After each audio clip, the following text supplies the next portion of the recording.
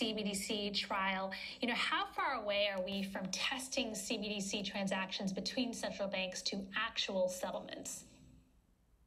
So thanks for having me. Basically, the answer is we're there, and that's why the test was so important. So as you said, we study in our tracker project 105 central banks, what they're doing both on the wholesale and the retail side. What we always say is while 105 are doing it, it's important to note that 50 are in an advanced stage of development, meaning they're developing or piloting or fully launched. And that includes 16 of the G20 economies. So not just an emerging market story, an advanced economy story as well. And what we saw last week for the first time was real dollar amounts in excess of 22 million being settled between commercial banks, probably about 20 commercial banks across 4 countries. And we hadn't seen that before. We'd seen the technology tested, we've seen the hypothetical settlement, but we hadn't seen actual money in a serious amount flowing between countries. And here we saw it. The BIS proved it could be done in near real-time settlement across border between banks. Wholesale CBDC, we should note, this is different than China's ECNY,